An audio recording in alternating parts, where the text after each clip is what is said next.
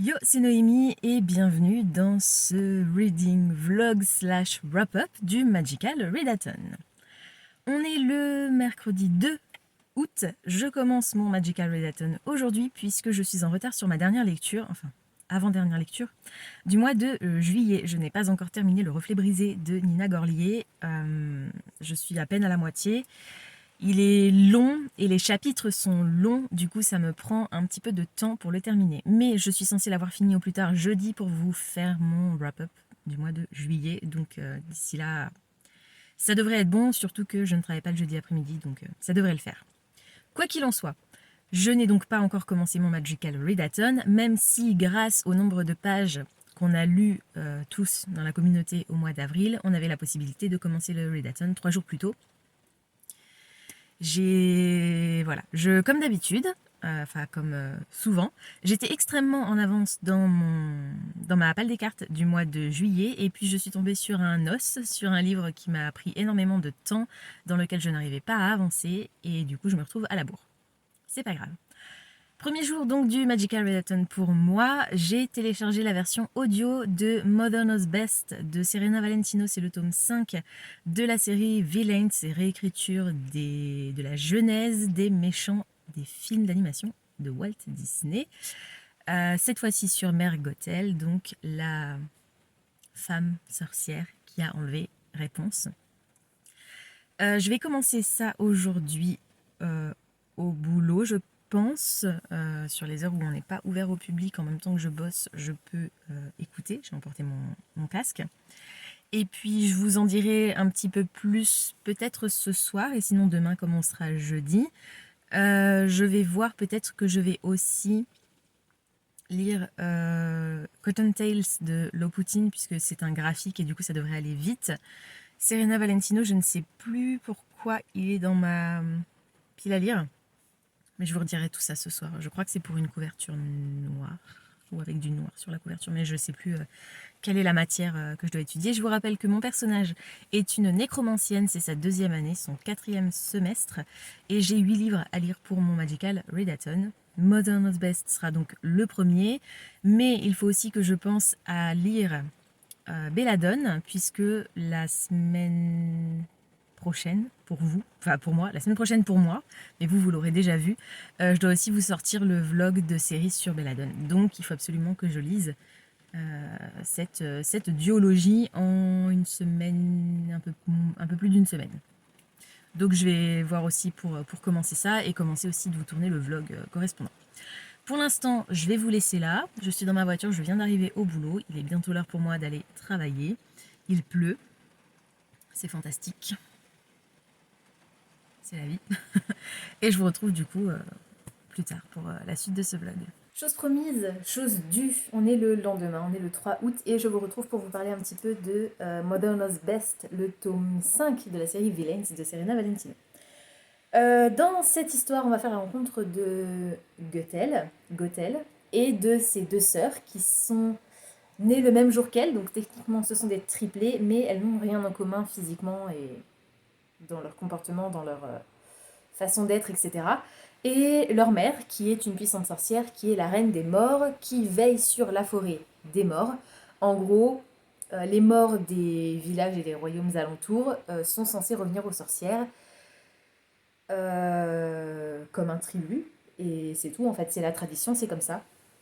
Et donc cette femme, leur mère, est une sorcière très très puissante, et Gothel aimerait bien pouvoir utiliser la même magie que sa mère, seulement c'est également une femme qui est vaniteuse et égoïste, jusqu'à un certain point. Et pour l'instant, je veux pas trop vous en dévoiler pour pas vous spoiler l'histoire, tout simplement. Pour l'instant, j'apprécie ma lecture, mais je trouve que le style pêche un peu. Je trouve qu'il y a certaines expressions qui sont hors contexte, hors sujet plutôt. Et je trouve que c'est très répétitif.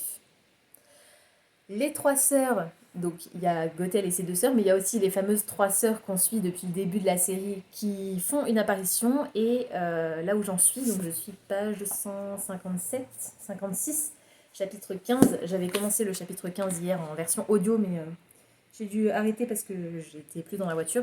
Donc je vais recommencer, je pense, le chapitre 15 du début.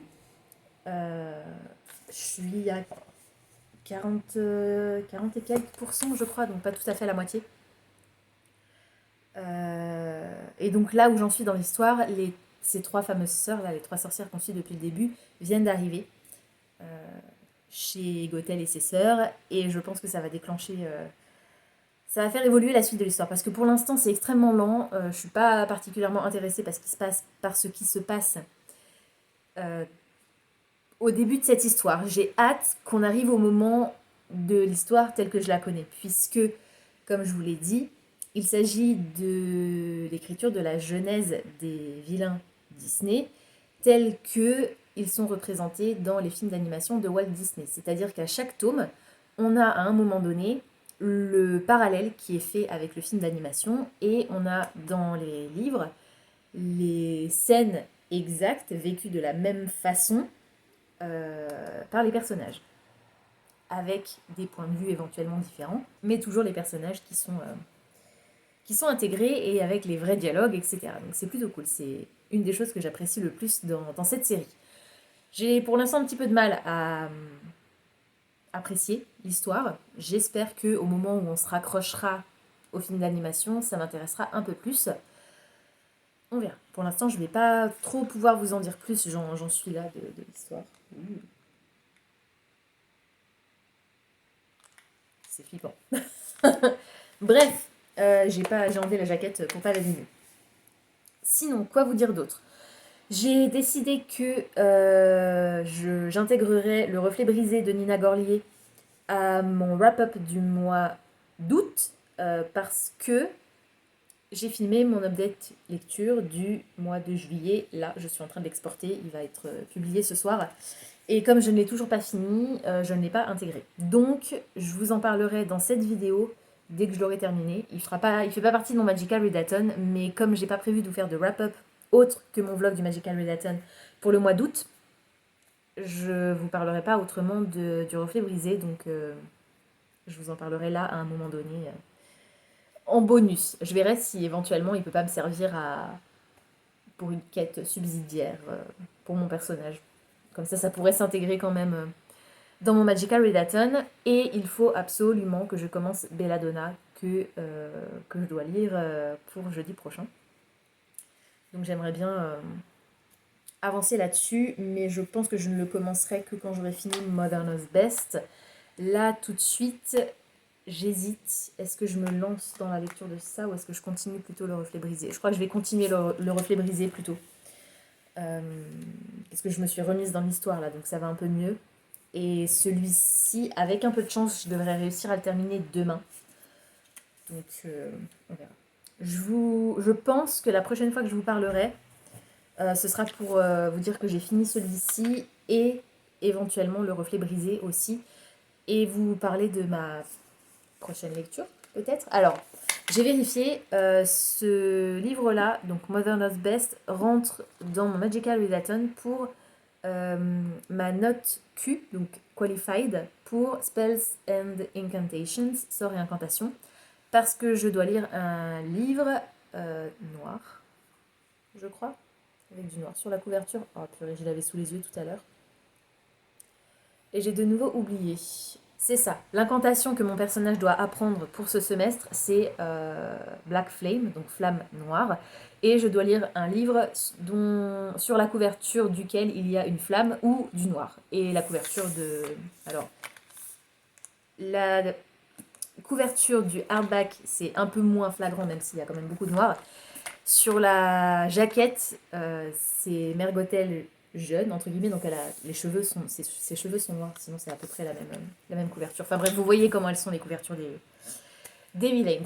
Je vous laisse pour l'instant parce que je veux pas vous parler trop longtemps à chaque review, parce que comme ça va être un vlog sur tout le mois, j'ai très peur d'avoir très vite beaucoup de contenu et j'ai pas non plus envie de vous sortir une vidéo qui va faire 2 heures. Donc je vous laisse et je vous reprendrai dès que j'aurai un peu plus d'infos à vous donner sur mes lectures. On est lundi le 7 août et je vous reprends pour vous parler un petit peu de mes dernières lectures puisque j'ai réussi à finir 3 livres hier. Je suis contente. C'était mon objectif, j'ai réussi à l'atteindre, c'est plutôt cool. Je vais commencer par vous parler de Le reflet brisé de Nina Gorlier qui est finaliste du PLIB adulte 2023 et que j'ai malheureusement moyennement apprécié. C'est un des livres qui me restait à lire de ma palle des cartes du mois de juillet que j'ai commencé le 31 juillet et que j'ai malheureusement pas eu le temps de terminer. J'avais uniquement la version numérique, pas de version audio pour m'aider à aller un petit peu plus vite. Le reflet brisé, c'est la réécriture de Blanche-Neige, mais du point de vue de Kirsten, qui moi aussi m'a fait penser à Kristen Stewart, qui incarne Blanche-Neige dans le film avec Chris Hemsworth, mais qui là est la reine, en fait, la nouvelle épouse du roi. Kirsten, dans cette histoire, est défigurée, et elle va, après avoir épousé son mari, le roi donc, subir les moqueries de la cour et faire la rencontre de Weiss, qui veut dire blanc en allemand, qui est le fils du roi. Donc Weiss, qui était un garçon, un homme, incarne Blanche-Neige. Donc on a cette réécriture et cette relation entre les deux personnages qui va s'instaurer. Et je pense que je vais m'arrêter là. Kirsten est issue... Alors ça se passe dans un contexte géopolitique un peu particulier. On est évidemment inspiré par le folklore allemand, Blanche-Neige étant à la base un conte d'origine germanique, il me semble. Kirsten s'appelle Kirsten von Schaffen et est issue du comté de Brückenberg. Et Wilhelm, son mari, le roi, est le roi de... je ne sais plus. C'est pas grave, d'une autre contrée, et il s'allie, c'est un mariage politique en fait, la première femme de Wilhelm est décédée il y a plusieurs années, et pour maintenir la paix dans les contrées, ils arrangent un mariage politique, tout simplement. J'ai eu énormément de mal à m'attacher au personnage, malheureusement. Je trouve que l'interprétation de Blanche-Neige par Weiss est assez fidèle à l'original, et donc naïve, un peu fade, et parfois même carrément stupide. Tous les personnages secondaires sont peu remarquables, j'ai trouvé qu'il n'y en avait pas forcément un qui se détachait du lot, et malheureusement leurs actions, leurs caractères sont assez peu crédibles. Heureusement on a Kirsten, le personnage principal, qui elle relève carrément le niveau. C'est un personnage hyper complexe dont le lecteur ne prend la mesure qu'au fur et à mesure de l'histoire, tout comme les personnages dans le récit, et l'autrice en a fait quelqu'un de vraiment brisé à plusieurs égards, non seulement physiquement parce qu'elle est défigurée, mais également psychologiquement. Et je trouve que c'était assez rafraîchissant, pour une fois, de pas être du côté des gentils. On est sur une réécriture de conte et malheureusement l'atmosphère m'a laissée assez indifférente. D'habitude j'adore ça, c'est un sous-genre, les réécritures c'est un sous-genre de la fantasy, ou enfin de tout en général, mais qui me plaît particulièrement. Et là, même si le décor est bien planté, on sait où on se trouve et c'est assez cohérent par rapport au reste de l'ambiance et à l'univers, les passages qui m'ont le plus intéressée sont les flashbacks qu'on a du point de vue d'un personnage en particulier, dont je ne vais pas vous révéler l'identité parce que ce serait vous spoiler. Malheureusement, le texte pâtit de nombreux oublis de corrections, conjugaisons, orthographes, mots oubliés ou mots en trop. Je trouve que c'est extrêmement dommage. Il s'agit d'un livre numérique qui a été offert par l'éditeur aux membres du jury du PLIB.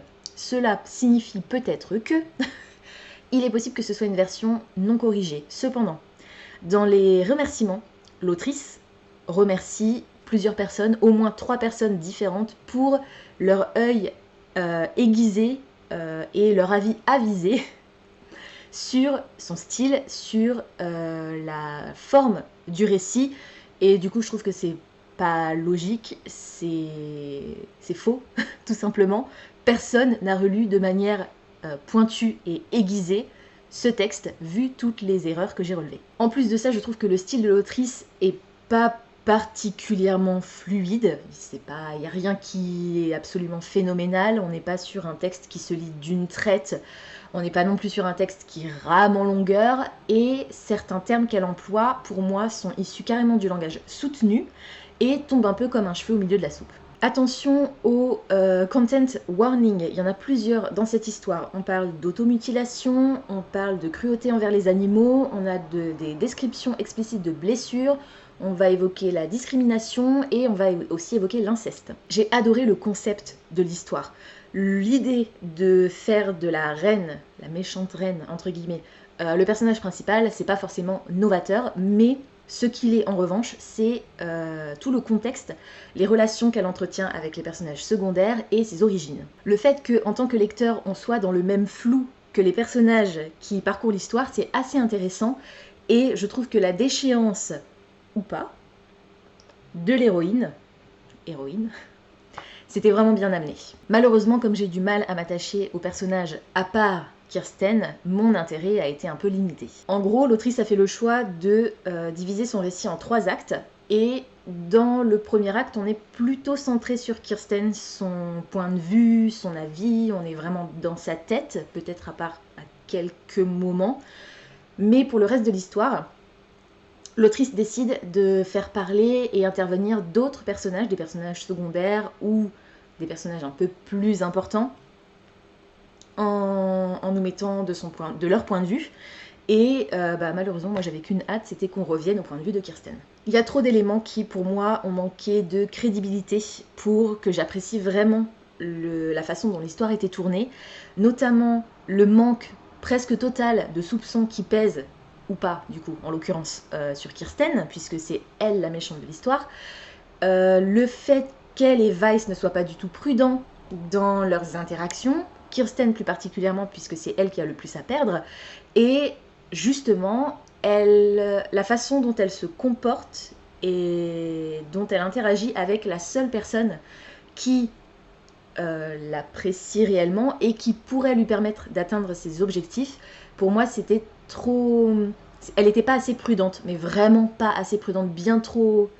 Son comportement était vraiment trop dangereux, vu tout ce qu'elle avait à perdre. Malheureusement, malgré le concept intéressant, j'ai eu un peu de mal à apprécier cette histoire. Je trouve que la manière dont l'autrice a choisi de présenter son récit, la construction de son récit est plutôt intéressante, mais assez maladroite dans l'exécution. Je lirai quand même au moins un autre titre de Nina Gorlier parce que j'ai apprécié la complexité de son personnage principal. Et je lui ai mis 3 étoiles sur Goodreads. Du coup, voilà pour mon avis sur mon dernier livre à lire pour ma palle des cartes du mois de juillet.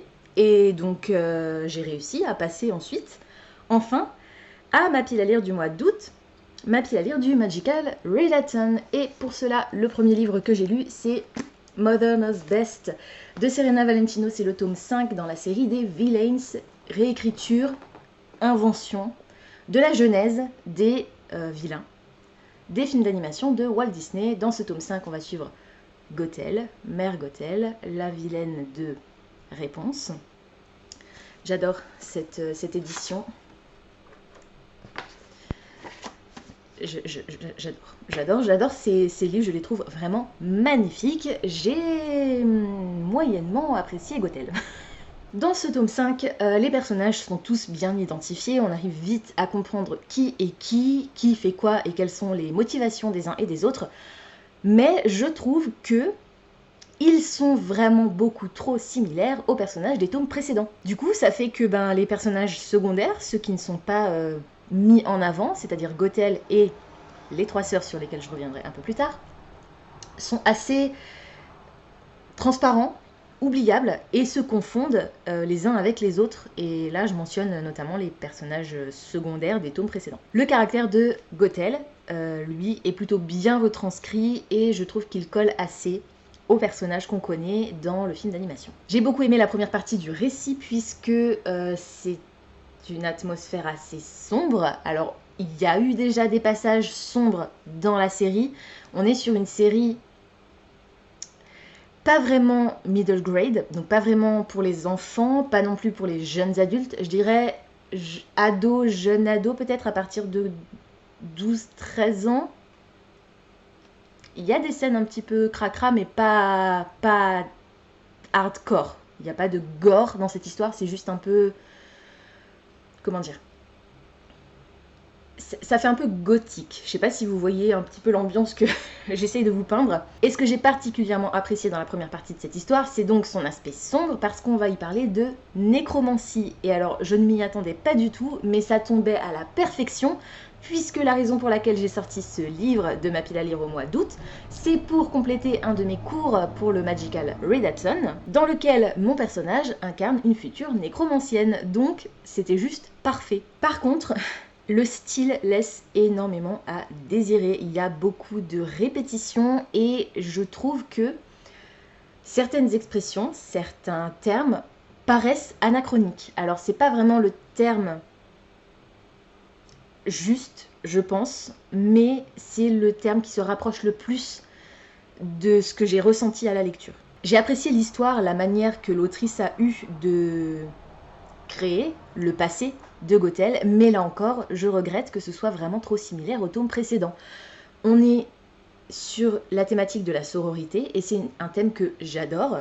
J'ai moi-même une sœur, donc ça me parle beaucoup, et j'apprécie vraiment cette thématique, mais j'ai l'impression que l'autrice ne sait écrire que ça, et j'en suis venue à me demander si l'autrice n'avait pas vécu un drame personnel, puisque dans presque chaque tome, on assiste à un personnage qui, à un moment donné, va, d'une manière tragique, perdre son frère, sa sœur, ses frères et sœurs, ses frères ou ses sœurs, ou les deux, ou voilà, ou un autre membre de la famille, mais principalement, c'est des histoires de frères et sœurs. Et encore une fois, malheureusement, le moment où on passe de l'invention de l'histoire de l'autrice à la réécriture, et donc le moment où la réécriture rattrape le film d'animation, arrive très très tardivement. J'ai lu plus de 300 pages avant d'arriver enfin au moment où on assiste à une scène du film d'animation. Et c'est ce que j'apprécie le plus dans cette série, c'est le fait de voir l'autrice travailler autour de ce qui se passe dans le film d'animation. Et là, en fait, elle a créé tout un univers qui se déroule bien avant pour nous amener jusqu'à ce moment-là, mais du coup, c'était trop long à arriver et ensuite trop court. Il restait même pas 50 pages, je sais pas, j'ai 30... 60 pages. 60 pages pour clôturer son histoire et 60 pages pour intégrer 1h40, 50 à peu près, je dirais, en général, de film d'animation. C'est dommage. Il y a quelques éléments qui m'ont un petit peu dérangé au niveau de la logique, notamment le fait que Gothel, en ayant l'opportunité, ne s'approprie pas la magie de sa mère.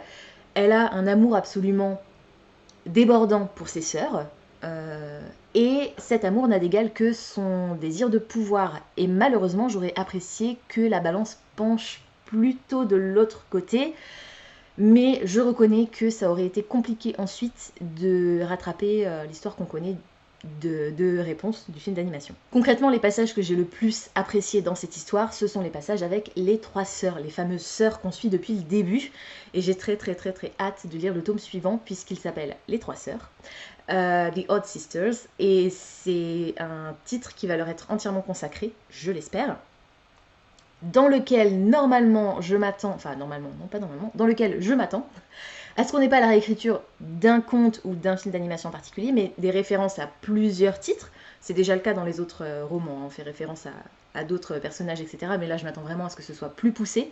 Et surtout, j'espère que l'autrice ne va pas me parler exclusivement de la genèse de ces trois sœurs, puisque comme je les suis déjà depuis 5 tomes, je pense en savoir suffisamment sur leur passé, et maintenant j'ai envie de savoir ce qui va leur arriver, et pas ce qui leur est déjà arrivé. Je lui ai mis 4 étoiles sur Goodreads et il était dans ma pile à lire du Magical Readathon pour mon cours de sorts et incantations. C'était mon 2e niveau, donc ma lettre Q pour le grade de qualifié dans cette matière, pour laquelle je devais apprendre l'incantation Black Flame, donc flamme noire, et lire un livre sur la couverture duquel il y avait du feu, une flamme, ou principalement du noir. Clairement, je pense qu'on est bon. Mais comme c'était pour obtenir ma note Q, il faut que je valide cette lecture en lisant le titre qui me permette d'obtenir la note O, donc la note minimale. Ordinaire, c'était ça, le O pour ordinary, ordinaire, donc la note minimale. Et pour cela, toujours donc dans la matière sort et incantation, Je devais... Attendez, je ressors mon carnet. Je devais apprendre à lancer le charme Short Trip, donc court voyage, voyage court. Globalement, c'est un sort qui permet de donner l'impression qu'un voyage très très long est en réalité très très court. Et pour cela, je devais lire un manga, une bande dessinée, un roman graphique ou toute autre lecture courte et illustrée. Et j'ai sorti Cotton Tales, le tome 1 de Loputin, que j'ai lu hier, donc j'ai validé ma matière, sort et incantation, c'est plutôt cool. Il ne me reste que 6 livres à lire pour valider mon semestre à Aurelium, l'académie de magie qui va me permettre de devenir nécromancienne. Je vous parle du coup maintenant de Cotton Tales de Loputin que malheureusement je n'ai pas tellement apprécié. Ce Magical Relaton commence mal. C'est une bande dessinée, un comics plutôt même je dirais, qui fait un peu moins de 130 pages et dans lequel on va faire la rencontre de Nicolas qui va se réveiller un matin en ayant perdu la mémoire. Vraisemblablement, il a eu un accident de cheval, il est tombé sur la tête et c'est ça qui fait qu'il a perdu la mémoire. Et il va commencer à avoir un petit peu des hallucinations assez effrayantes. Et globalement, l'histoire, je pourrais pas vous en dire plus parce que c'était très bizarre. Concrètement, les personnages sont tous plus intrigants les uns que les autres, ils sont attachants, ils sont effrayants, parfois les deux en même temps. Du coup, c'est assez déroutant. Je trouve que c'est vraiment ça qui fait la force de cette histoire et c'est un des éléments qui a permis que je lui mette la moyenne parce que sinon c'était mal barré. Les personnages font qu'on a envie de connaître leur histoire. Au niveau de l'atmosphère, on peut pas s'empêcher de tout remettre en question parce qu'il y a une aura de mystère qui plane sur ce récit. C'est assez lourd, assez angoissant. Le style de dessin de l'autrice est absolument, enfin de l'illustratrice est absolument incroyable. On est sur un style très gothique qui s'approche du manga, que j'ai vraiment énormément apprécié. Par contre, attention, il y a certaines pages qui sont particulièrement sanglantes et gore. Donc attention, parce que je m'y attendais pas du tout, j'ai été très surprise, et pas forcément dans le bon sens. La traduction, quant à elle, est particulièrement mauvaise, et elle est tellement mauvaise que je me demande si ce n'est pas dû, au moins en partie, au style exécrable de l'autrice. Donc, ça craint un petit peu. Il n'y a que 130 pages. Je pense qu'il aurait pu y avoir un effort de traduction, étant donné le peu de texte qu'on a. Je vais essayer de vous trouver une page où il n'y a pas de trucs cracra et où on voit, voilà, par exemple. Vous voyez la quantité de texte par rapport à l'image, je trouve que c'est un peu limite, même très limite, que le texte soit si mauvais. L'histoire, elle, comme j'ai tenté de vous le dire en introduction de cet avis, n'a absolument ni queue ni tête, et le lecteur n'a aucune clé pour comprendre ce qui se passe.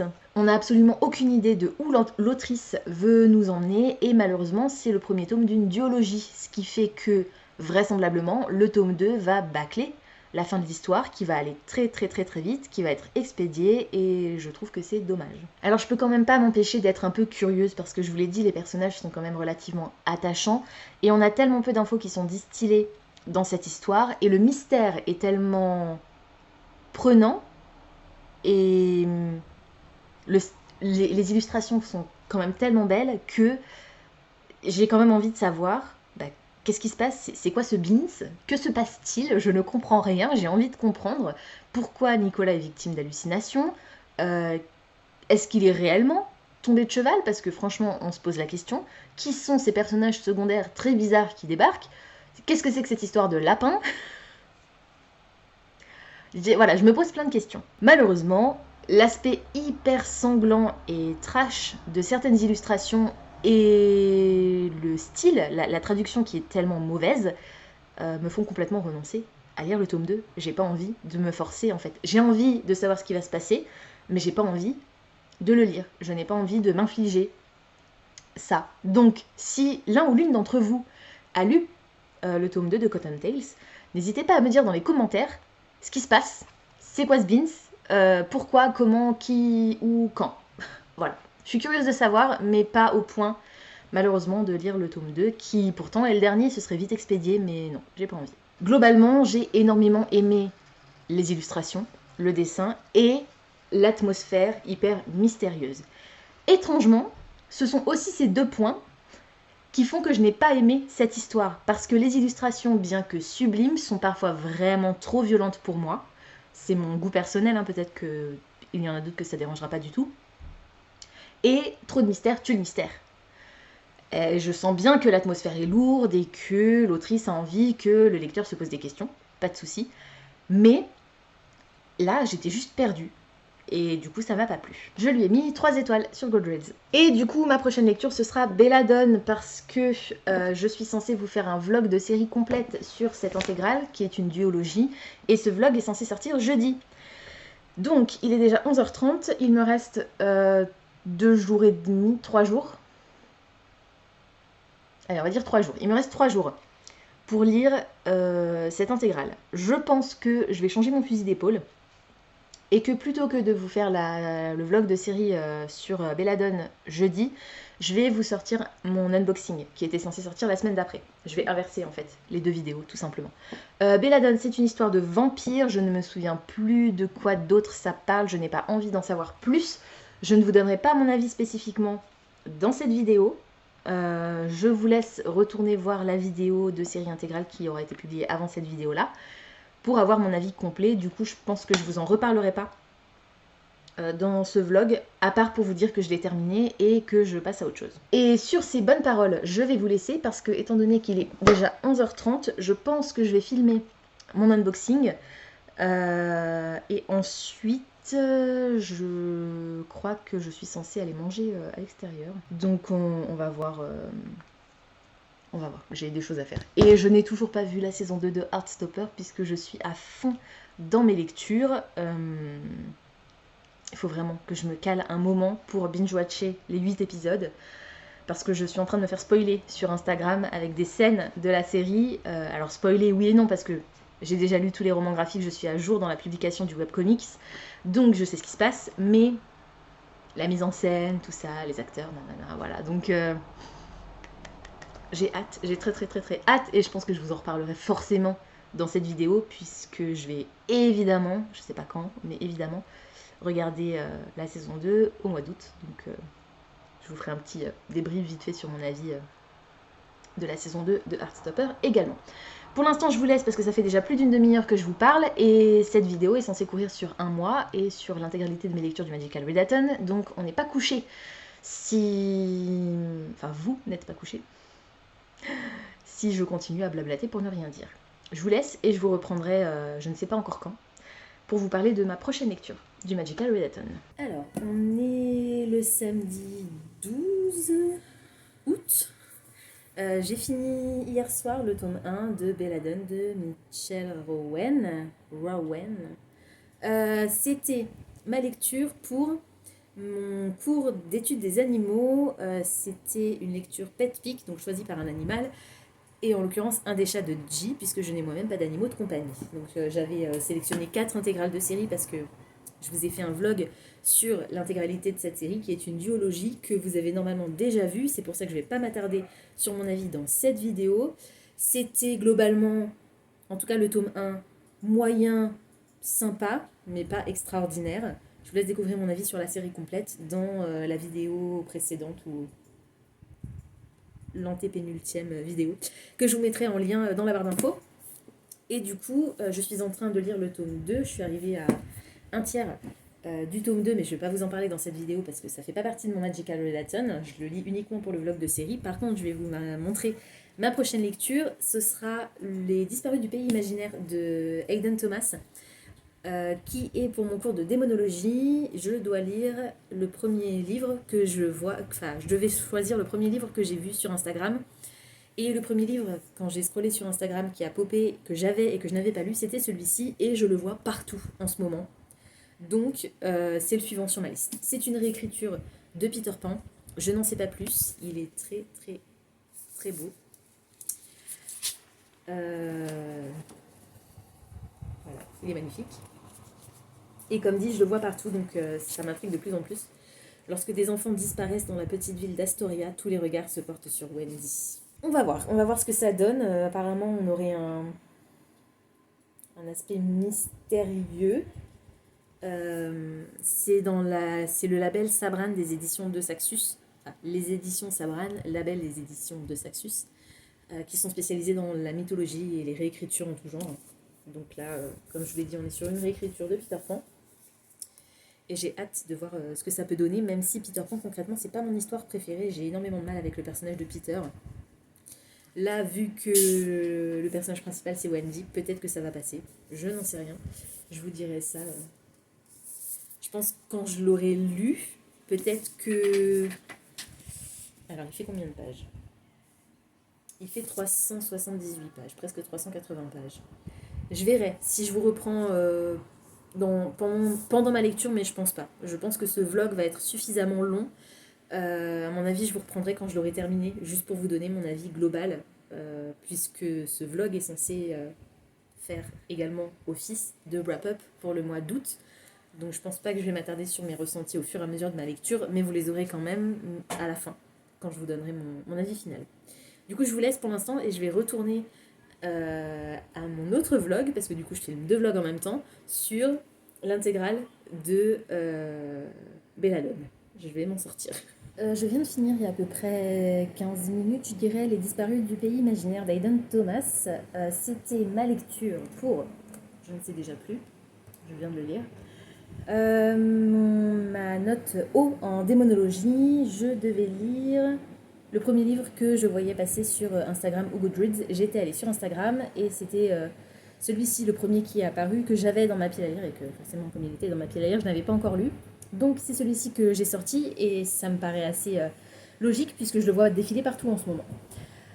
C'est donc une réécriture de Peter Pan et dans cette histoire on va faire la rencontre de Wendy Darling, qui vit dans l'Oregon et qui, il y a 5 ans, a disparu avec ses deux frères, John et Michael.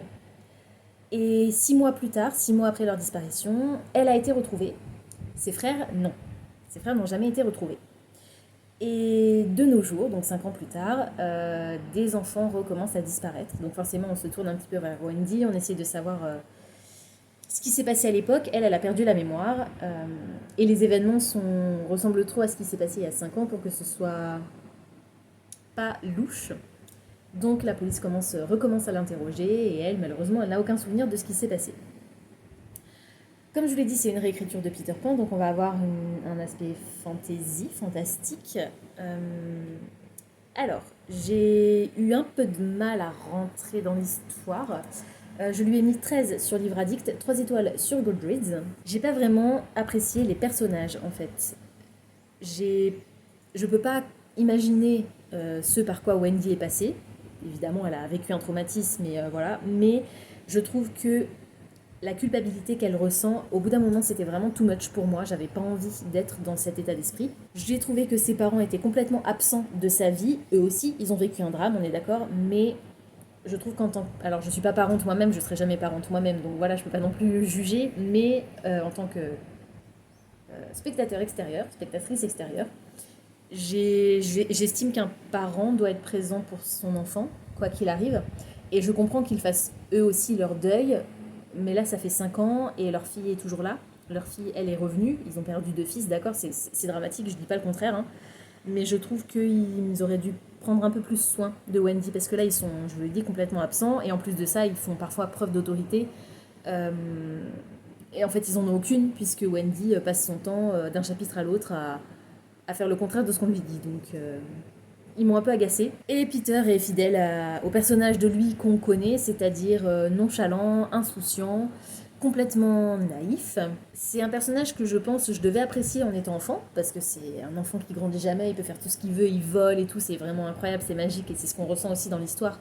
Quand Peter s'adresse à des enfants, on voit bien que c'est l'aspect magique qui les fascine, donc je suppose que étant enfant, je devais l'apprécier aussi, d'autant que c'est un des classiques de la littérature anglaise qui a été adapté par les studios Walt Disney et que je suis fan de Walt Disney, mais je n'ai pas réussi à le revoir depuis mon enfance.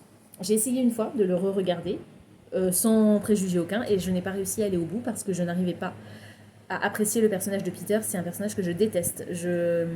En tant qu'adulte, je le trouve trop. Et il m'agace profondément. Le seul moment où j'ai réussi à apprécier le personnage de Peter dans cette histoire, c'est vers la fin de l'histoire, justement, quand On arrive au côté un peu sombre et au secret et à l'aspect très brumeux de sa personnalité. Donc pour le coup très adulte. L'ambiance, elle, était parfaite.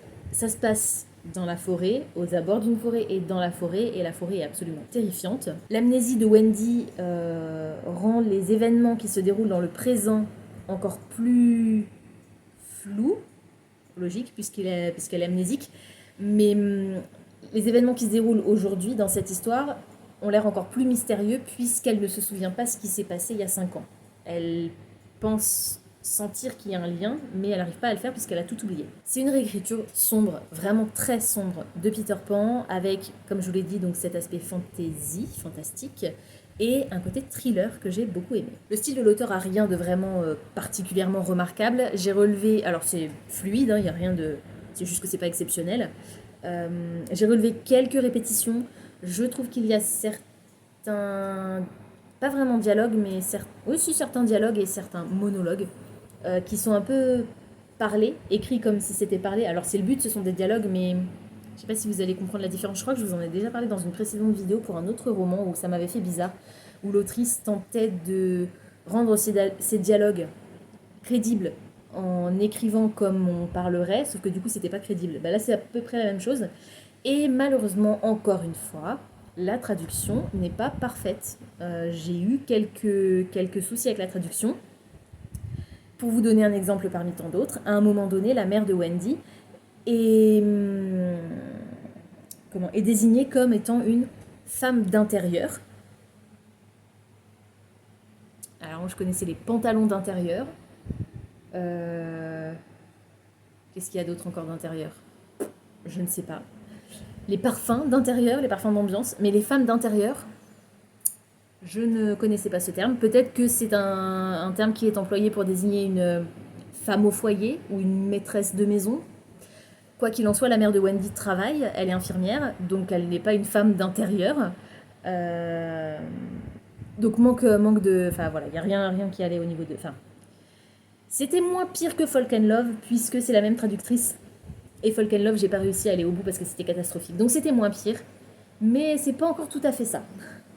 Il y a du progrès, mais c'est pas encore parfait. J'avais vraiment envie de connaître le dénouement de l'histoire. J'ai été intéressée. J'ai apprécié en fait le tournant que l'auteur a donné à son récit.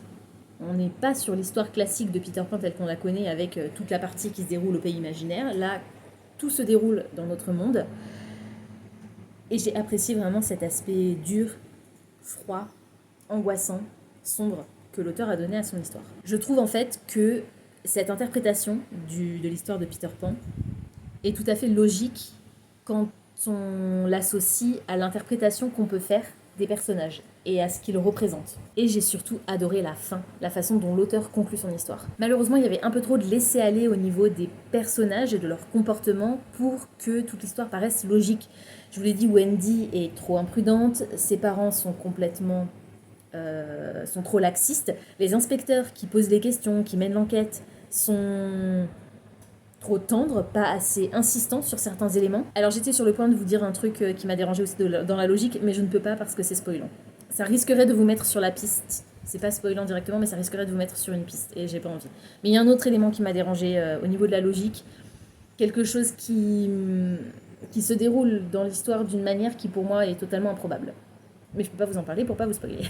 J'ai réussi à apprécier l'ambiance en fait de l'histoire malgré mon agacement pour les personnages, le personnage de Peter, mais aussi d'autres personnages, parce qu'au final Peter c'est peut-être celui que j'ai trouvé le plus attachant, surtout vers la fin. Mais je pense pas que je relirai un jour cette histoire. Donc voilà, je vais à mon avis le mettre de côté dans mes livres à vendre. Parce que je pense pas que ce soit un de ceux vers lesquels je me retournerai à l'avenir. Voilà, donc une matière de terminer en plus. Je vais passer à... Alors au départ, je voulais lire Le Chant des Géants. Et en fait, je me suis rendu compte que Le Chant des Géants, c'était ma note O pour mon cours de conjuration. Et pour mon cours de conjuration, je dois également obtenir un Q et un D. Donc j'ai 3 livres à lire pour valider cette matière. Donc au lieu de commencer Le Chant des Géants, je vais plutôt commencer Alfie de Christophe Bouy, que je vous mets par ici parce que je n'ai pas la version physique sur moi, je vais le lire en numérique. Et donc c'est le seul livre que je dois lire pour mon cours de restauration. Et c'est un livre que je dois commencer avant d'aller au lit. Donc je vais pas pouvoir le commencer tout de suite parce qu'il est que 17h17 et je n'ai pas l'intention d'aller me coucher maintenant. Donc au final, je vais peut-être quand même commencer Le Chant des Géants. Et ce soir, je switcherai sur Alfie. Et Le Chant des Géants, je vous le mets là aussi parce que je ne l'ai pas non plus en version physique, je n'ai que la version numérique. Ce sont les 2 derniers finalistes du PLIB qu'il me reste à découvrir. Je ne sais pas trop de quoi ça parle, je crois qu'Alfie c'est de la SF et Le Chant des Géants de la fantasy. Mais je n'en suis pas sûre et de toute façon je reviendrai vers vous quand je les aurai lus pour vous dire plus concrètement de quoi ça parlait et mon ressenti sur les histoires. Je vais essayer de faire ça vite parce que j'ai dû couper les ventilateurs pour vous parler afin que vous ne soyez pas gênés par le bruit de la ventilation, mais il fait une chaleur à crever, donc je vais essayer de faire ça vite. J'ai fini il y a quelques heures, je pense, Alfie de Christopher Bouy. C'est l'un des finalistes du PLIB adulte de cette année. C'est un récit de science-fiction, d'anticipation, qui se déroule dans le futur, pas très loin dans le futur, je dirais, parce que l'environnement est quand même relativement familier, mais un peu dans le futur quand même. Et je sais pas si je vous en ai déjà parlé, mais j'ai relu le résumé pour savoir jusqu'où je pouvais aller dans mon explication de l'histoire sans vous spoiler. Et donc on va faire la connaissance de la famille Blanchot, qui accueille dans sa maison une intelligence artificielle, un appareil de domotique qui s'appelle Alfie, qui a été créé par Alpha Corp. Et en gros, Alpha Corp, c'est un peu le... Il possède un peu tout. On a maintenant Alpha Book au lieu de Facebook. On a Alpha... Enfin, Alpha un peu tout. Et... les rues s'appellent le boulevard Amazon, le quartier Ikea, enfin voilà. Donc c'est les... comment on appelle ça? Les G, je sais pas quoi là, qui ont... GAFA, les GAFA, c'est ça que je cherchais comme mot, qui ont un peu... qui gèrent un petit peu la société aujourd'hui. À part ça, il n'y a pas grand-chose qui change vraiment dans le fonctionnement de la société, si ce n'est qu'on est vraiment hyper, ultra, extrêmement trop connecté. Donc Alfie va débarquer dans cette famille, commencer à jouer son rôle d'appareil domotique, aider la famille dans son quotidien, jusqu'au moment où... Alors c'est un appareil qui a une capacité d'apprentissage assez puissante, puisque l'appareil enregistre tout, il voit tout, et il analyse tout, et du coup il apprend de ce qu'il voit, du quotidien de la famille. Et il les suit non seulement chez eux, mais aussi quand ils partent au boulot, parce qu'ils ont des bracelets, le père a des lunettes connectées, dans la voiture c'est connecté aussi, enfin tout est connecté, donc il les suit H24. Et donc un beau jour, il va commencer à y avoir des secrets, des mensonges dans cette famille, une disparition. Et Alfie va commencer à se demander si il n'y a pas eu meurtre dans cette famille. Alors, vous savez que la science-fiction, je le répète quasiment à chaque vidéo, je commence à me fatiguer moi-même, c'est pas forcément mon genre préféré. L'anticipation, encore moins. Je trouve que c'est trop proche de nous, ça fait vraiment trop flipper, et bon, pas toujours, mais voilà, la plupart du temps. Et c'est pas le genre que j'aime le plus lire.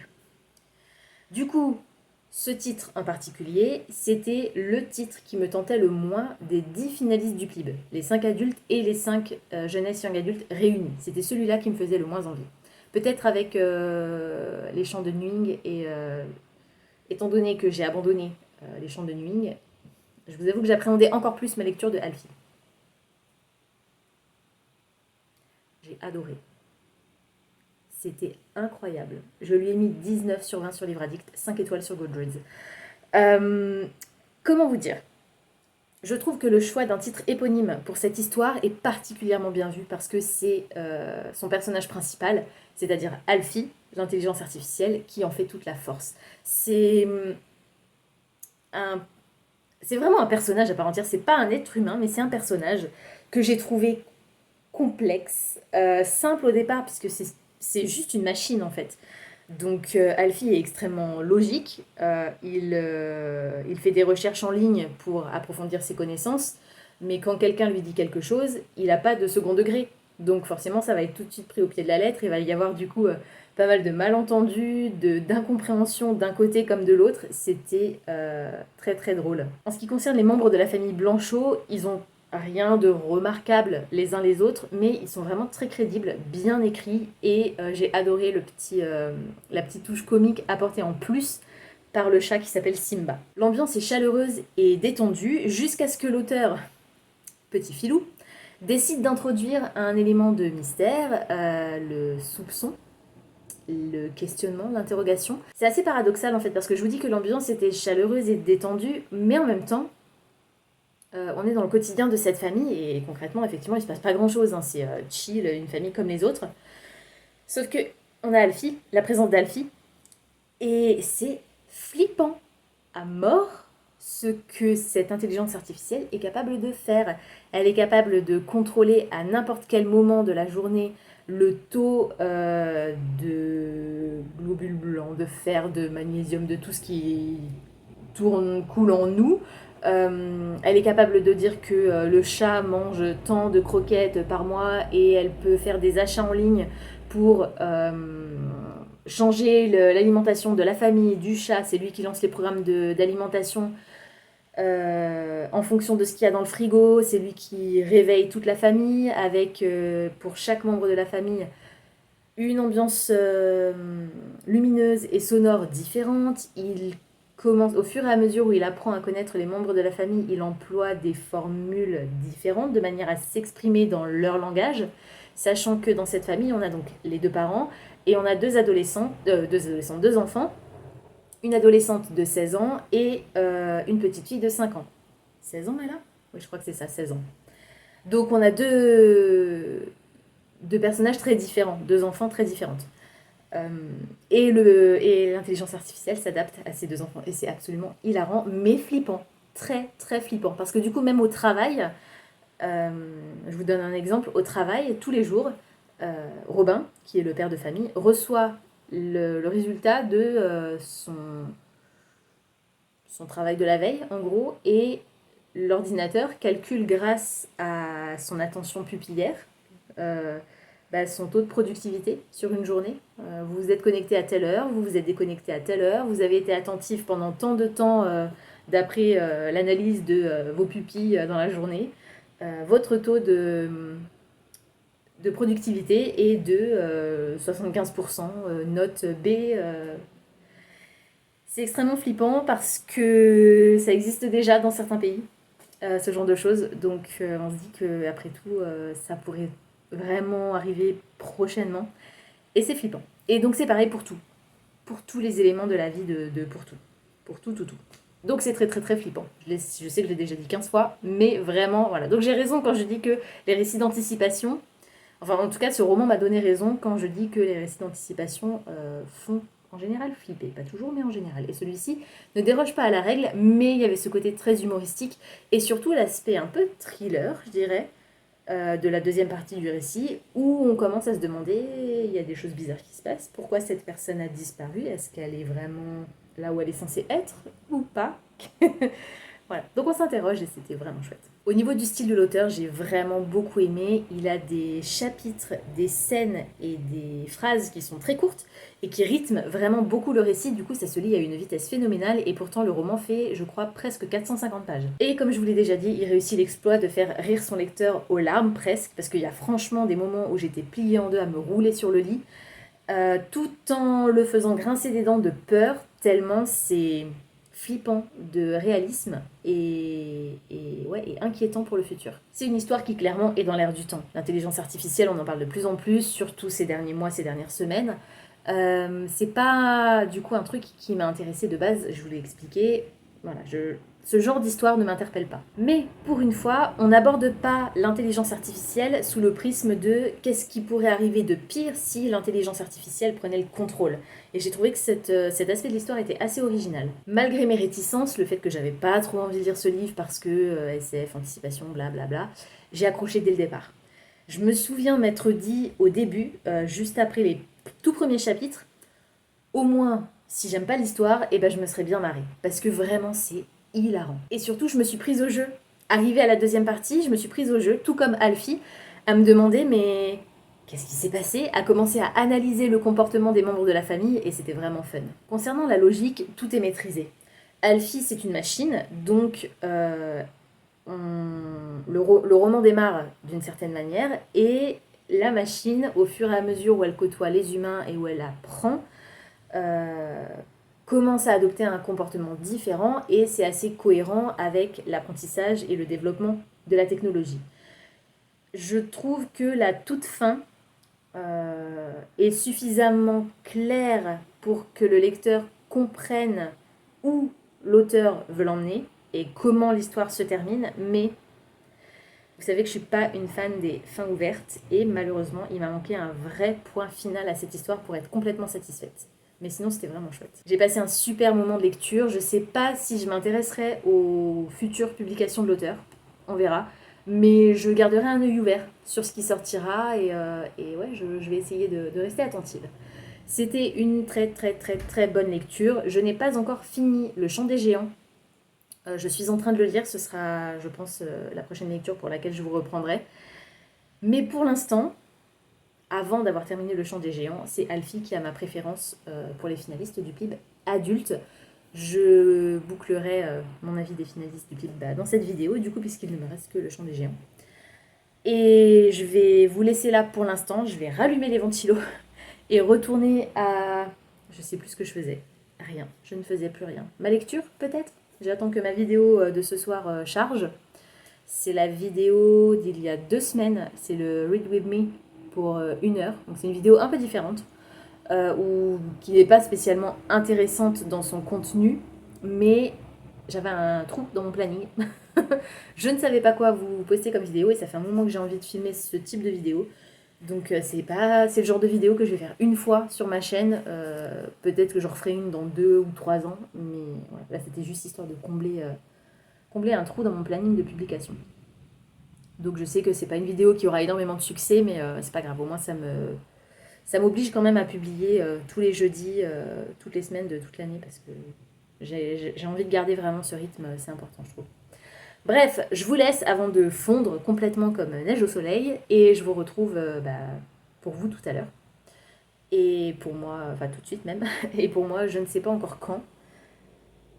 À mon avis pas ce soir parce que Le Chant des Géants, alors pour l'instant j'adore, hein. Je trouve c'est super bien écrit.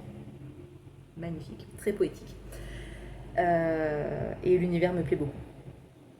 Mais je vous en dirai plus quand je l'aurai terminé.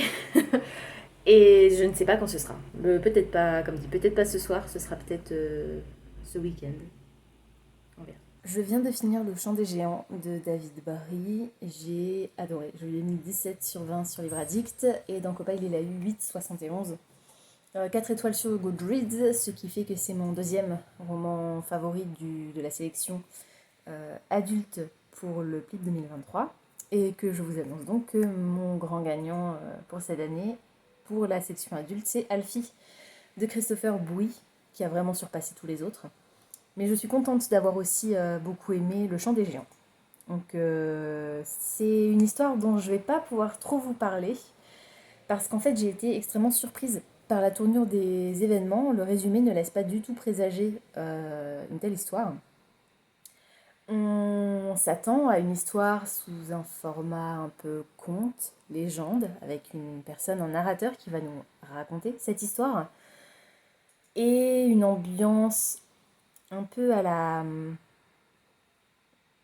bretonne, conte et légende celte, avec un personnage qui interprète plus ou moins un genre de druide, un guide. Bon, ça, c'est pas dit dans le résumé, mais c'est un peu l'ambiance qui se dégage de cette histoire. Mais voilà, comme dit, je ne vais pas vous en dire plus sur ce dont il est question exactement pour vous laisser la surprise. Je suis désolée, je me suis fait dévorer par les moustiques, donc ça me gratte. Alors, les personnages. Il y a énormément de personnages dans cette histoire, et du coup, le début est un peu difficile à appréhender parce qu'il y en a tellement qu'on ne sait pas toujours où on se trouve, qui est qui. Mais l'auteur réussit à bien identifier les personnages principaux, ce qui est plutôt chouette, et du coup leur destin qui s'entremêle à chacun d'entre eux pour former cette histoire qui est très particulière, ça m'a touchée. D'autant plus que l'auteur n'est vraiment pas tendre avec eux, ce qui fait que ça les rend encore plus crédibles quand ils éprouvent de la joie, de la tristesse, de la douleur, le deuil, l'amour, etc. Donc c'était vraiment sympa. L'ambiance est sombre, glaciale, puisque la plupart du récit se déroule en hiver, en automne. Et l'auteur se lance dans un conte, comme je vous l'ai dit, un conte fantastique. On est sur de la fantasy, c'est de la high fantasy même. Plein de brume, plein de violence, plein de trahison. Et c'est extrêmement sombre, mais c'est magnifique. Le style est sublime. On est sur une alternance de l'histoire et de passages où le conteur raconte l'histoire à son auditoire, ce qui m'a énormément fait penser à Louis Le Gallou que j'aime d'amour, et c'était vraiment très très très chouette. J'ai été happée dès les premières lignes. Et du coup, je trouve que le récit, l'histoire en elle-même, colle tout à fait au style qui est employé par l'auteur. Je regrette un petit peu qu'on n'ait pas un peu plus de temps calme dans l'histoire. On assiste à une succession de scènes de bataille qui sont très bien écrites et qui ne laissent pas le lecteur respirer, tout comme les personnages n'ont pas le temps de respirer. Donc c'est plutôt logique et cohérent. Mais j'aurais aimé un peu plus de passages calmes pour apprécier encore plus la plume de l'auteur. Au-delà des personnages, c'est vraiment l'histoire qui m'a le plus intéressée, et du coup j'ai été intriguée par la succession d'événements en fait qui va mener à la fin. Fin qui présente la justification de l'histoire, pour quelles raisons cette histoire existe. Et alors autant j'ai trouvé poétique et original la raison d'être de cette histoire, autant l'omniprésence de la religion dans ce récit m'a de nouveau déçue. C'est souvent que dans une histoire, quand la religion est trop présente, ça me gêne. Là, ça a été le cas. L'auteur maîtrise à la perfection son histoire, mais le fait que la religion soit tellement présente, c'est un peu la porte ouverte à la justification de les géants l'ont rêvé. Dès qu'il y a une scène ou une action, un personnage qui agit d'une manière qui n'est pas forcément hyper logique, c'est un peu une excuse facile, je trouve. J'ai passé vraiment un chouette moment de lecture, même si le début était un peu long, il y a eu quelques longueurs dans l'histoire, et si la fin est douce amère plutôt. J'ai pas aimé La princesse au visage de nuit de David Brie, que j'ai lu il y a, je crois, 2 ans, dans le cadre du PLIB également. Là, pour le coup, celui-ci, je l'ai vraiment beaucoup aimé, donc je pense que je continuerai quand même à surveiller les futures publications de l'auteur, dans l'éventualité où un autre de ces textes, un jour prochain, m'interpellerait. Voilà, c'était vraiment chouette, je vous le conseille. En plus, l'objet livre est vraiment beau, je crois qu'il est... Alors, je sais pas s'il est relié ou en couverture semi-rigide, mais il est vraiment très très très beau. Euh, j'ai pensé, à la lecture de cette histoire, j'ai beaucoup pensé au roi Arthur, les chevaliers de la table ronde, Merlin l'enchanteur, Tristan et Iseux. Si vous aimez ces histoires, ces contes et légendes, vous aimerez l'ambiance qui se dégage de ce récit, parce que c'était tout à fait ça. Enfin, au niveau de l'ambiance en tout cas, voilà. Au niveau de l'histoire, comme dit, je veux pas trop vous en dire, mais au niveau de l'ambiance, c'était ça. Et donc celui-ci, il était dans ma pile à lire du Magical Readathon pour ma première note, mon niveau minimal dans mon cours de conjuration, et je ne sais plus ce que je devais lire. Oups. Ah oui, donc c'était pour la lettre O, pour la note Ordinary, et le cours que j'étudiais pour cette matière, c'était Ghostly Etiquette, donc l'étiquette chez les fantômes, et je devais sortir un livre qui parlait de royauté ou de cour. Et en l'occurrence, on est sur un royaume divisé en plusieurs petits royaumes. Voilà. Donc ça collait parfaitement. Je vais passer du coup maintenant à ma note Q pour Qualified.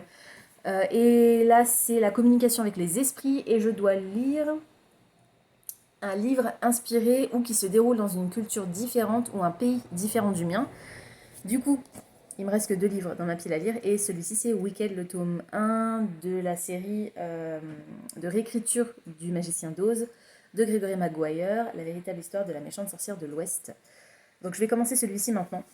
Je n'ai jamais lu Le Magicien d'Oz, je crois que je vous l'ai déjà dit. J'ai vu l'adaptation en série télé il y a quelques années, mais je ne suis pas sûre qu'elle était très fidèle. Je me demande si c'était pas elle-même une réécriture. Voilà. Donc je n'en attends pas spécialement grand-chose. C'est un classique de la littérature américaine, la version originale. Ceci étant une réécriture, ça va être complètement différent. Donc on va voir. C'est pas écrit hyper gros et il fait, je crois, presque 500 pages. Ouais, 495 pages. On est le 27 août. Il me reste 4 jours plus aujourd'hui, pour le lire. Et je suis en vacances, donc c'est bon, je devrais avoir le temps de le lire. Mais je vais peut-être pas faire que ça non plus. Donc on verra. Je vous reprendrai de toute façon quand j'aurai terminé, pour vous dire un petit peu plus précisément de quoi ça parle. Et puis pour vous donner mon avis final. On est le 1er septembre, il est donc temps de clôturer cette vidéo, ce vlog, ce wrap-up du mois d'août. Et pour ce faire, je vais d'abord vous donner mon avis sur les 2 derniers livres que j'ai lus. Et je vous ferai un petit récap du coup des stats du mois d'août, puisque en général je commence systématiquement mon wrap-up par vous parler des statistiques. Pour le coup, étant donné que c'était un wrap-up sous forme de vlog, je vais terminer par les statistiques. Je vais essayer de faire ça vite puisque j'ai commencé à monter ce vlog hier et je me suis rendu compte qu'on était déjà à plus d'1 heure. Donc, je vous ai quitté la dernière fois en vous disant que j'allais commencer Wicked de Gregory Maguire, le tome 1, la véritable histoire de la méchante sorcière de l'Ouest. J'ai abandonné cette lecture à la page 277, donc j'avais dépassé la moitié. J'estime que j'en ai suffisamment lu pour l'abandonner. Plusieurs raisons me poussent à l'abandon. Premièrement, on est le 1er septembre, je n'ai toujours pas fini. J'aurais pu pousser un peu et essayer de le finir aujourd'hui, mais non. Non, non, non. Les premières pages, la toute première partie, ça a été un véritable enfer pour moi, cette lecture. J'ai réussi à m'attacher au personnage principal, qui est Elphaba, donc la méchante sorcière de l'Ouest dans Le Magicien d'Oz. Pour rappel, je n'ai jamais lu Le Magicien d'Oz, donc je regrette un peu de ne pas l'avoir fait. Peut-être que si j'avais lu l'histoire originelle, je me serais plus intéressée au personnage et à l'histoire, et j'aurais réussi à passer outre l'énorme problème de ce livre, à mon sens, et dont je vous parle juste après. Donc comme je vous disais, j'ai apprécié Elphaba, j'ai aimé ce personnage, je la trouve sarcastique, drôle, intelligente, maligne et attachante. Les personnages secondaires m'ont plutôt plu, la plupart, enfin pas la plupart, certains des personnages secondaires m'ont plu. Je les ai trouvés touchants, malheureusement, ils ont tous presque d'énormes défauts et des traits de leur personnalité qui sont très dérangeants. J'ai trouvé que l'atmosphère était étouffante et c'est dû au style de l'auteur et à la manière dont il a choisi de raconter cette histoire. J'ai détesté le style parce que je l'ai trouvé extrêmement vulgaire et vulgaire pour aucune raison particulière. Comme je n'ai pas lu Le Magicien d'Oz, je peux pas dire si c'est ressemblant. J'ai pas aimé du tout ce qui se déroule dans cette histoire, le début de cette histoire. Il m'a manqué énormément de magie. Ça s'appelle Le Magicien d'Oz. On est sur la véritable histoire de la méchante sorcière de l'Ouest et il n'y a presque pas de magie. Donc peut-être que d'ici la fin du tome 1, parce que c'est en plus une tétralogie, il y a 4 tomes qui sont parus, dont 2 qui ont été traduits en français pour l'instant. Mais j'ai pas envie d'aller au-delà, j'ai pas envie de continuer. C'était vraiment dur. J'ai apprécié l'aspect sociétal du récit, mais je m'attendais pas à lire ce type d'histoire et je m'attendais vraiment à plus de magie, plus de fantastique, de merveilleux, et je n'ai rien eu, enfin ou presque, de cet aspect du récit. Du coup, je vais pas m'attarder dessus, il va faire partie des livres qui vont se retrouver sur ma boutique Rakuten incessamment sous peu. Il était dans ma pile à lire du Magical Readathon pour ma lettre Q Qualified en conjuration, et je devais lire un livre inspiré par un pays ou une culture différente de la mienne, ou qui se déroule dans un pays ou une culture différente de la mienne. Pour le coup, on est bon. Je considère qu'il est lu. Je l'ai abandonné, c'est sûr, mais je considère que ça valide quand même ma note, puisque je suis allée au-delà de la moitié, et vraiment, je ne pouvais pas faire autrement. Quoi qu'il en soit, j'ai également lu 3 BD, je crois, au mois de août, et j'ai aussi lu Le Reflet brisé, qui rentre aussi dans cette catégorie puisqu'on est dans un pays imaginaire. Donc si jamais j'ai besoin de le remplacer, je peux le remplacer toujours par le reflet brisé. Je m'arrête là pour mon avis sur cette lecture. Je suis arrivée donc à la page 277 de Wicked et je n'avais pas la moindre envie de continuer. Je voulais quand même essayer de le finir, mais comme j'avais pas envie de continuer, j'ai sorti le dernier livre de ma pile à lire qui est Le Club des érudits hallucinés de Marie-Lucie Bougon. C'est aussi la raison pour laquelle j'ai finalement pas continué Wicked parce que j'ai tellement plus apprécié celui-ci. C'est une lecture moyenne, bonne moyenne, moyenne haute, on va dire. Je lui ai mis 14 sur Livre Addict. Je note pas les abandons, donc voilà. Et du coup, il a eu 4 étoiles sur Goodreads, celui-ci. On est dans cette histoire à Paris, quelques temps après l'exposition universelle. C'est un récit de science-fiction steampunk. Et on va faire la rencontre d'Eugenia, qui, on le découvre dans une nouvelle qui a été écrite à la base. Ce titre est tiré d'une nouvelle écrite par l'autrice, qui a été ajoutée comme prologue à l'histoire par l'éditeur. Et on va découvrir que Eugenia est une androïde, une automate en réalité. Et toute l'histoire va tourner autour de est-ce que les machines peuvent avoir une âme. J'ai adoré les personnages de cette histoire, je les ai trouvés excentriques et attachants. J'ai apprécié que l'autrice nous permette de passer du temps avec chacun d'entre eux individuellement, ça nous permet d'apprendre à mieux les connaître. Et le fait les voir interagir les uns avec les autres était assez drôle. L'atmosphère était plutôt sympa, on se trouve comme je vous l'ai dit à Paris, juste après l'exposition universelle. C'est un récit steampunk, donc plein de machines à vapeur, d'automates, etc. Ça n'a rien de vraiment original, mais c'est plutôt bien exécuté. J'ai apprécié l'aspect assez sombre de l'histoire également. Cet aspect sombre est lié aux souvenirs d'Eugenia et à la manière dont elle a été conçue, à la raison pour laquelle elle a été créée. Content warning pour viol, agression sexuelle, viol tout simplement, même pas agression sexuelle, viol. On n'assiste pas à une scène de viol, mais on comprend très facilement et c'est dur. Le style de l'autrice était intéressant, mais j'ai relevé énormément de fautes, d'erreurs, d'oublis, de corrections. Il y a beaucoup d'espace qui manque, il y a des mots en trop, et à 2 reprises, je crois, dans le même chapitre, peut-être même dans le même dialogue, enfin dans le même échange de paroles. J'ai remarqué que l'autrice passait d'un pronom à un autre, comme si elle avait dans un premier temps écrit son histoire à la première personne, puis changé d'avis pour passer à un récit raconté d'un point de vue omniscient. Donc, oubli, erreur, manque d'attention de la part des correcteurs. Et ça commence vraiment à m'agacer. Je ne peux plus lire. Alors, il a été édité en 2019. Donc, c'est pas une sortie récente. Enfin, si, c'est récent, mais c'est moins récent que d'autres. Vraisemblablement, je n'arrive plus à lire de livres sans me plaindre d'un manque flagrant de travail au niveau de l'édition, de la correction, de la traduction. Et ça m'énerve. Mais ça fait partie des choses qui me gonflent profondément à la lecture. Ça me saoule. Ça m'énerve. Et là, ça m'a énervé aussi. Voilà. Donc ça a joué également, malheureusement, sur mon plaisir global à la lecture. J'ai vraiment beaucoup aimé l'histoire et la direction qu'a choisi de prendre l'autrice pour raconter cette histoire. Les réflexions qu'elle se pose sur l'âme humaine, tout simplement, et de quoi elle est constituée.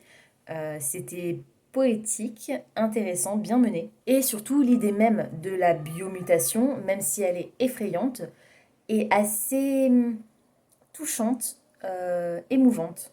J'ai bien aimé cet aspect d'histoire. J'ai apprécié la quête d'identité d'Eugenia, donc notre jeune femme androïde, et je me suis surprise à plusieurs reprises à oublier qu'elle n'était pas humaine du tout, pas complètement humaine. C'est le but clairement recherché par l'autrice, et je trouve que du coup c'est bien joué.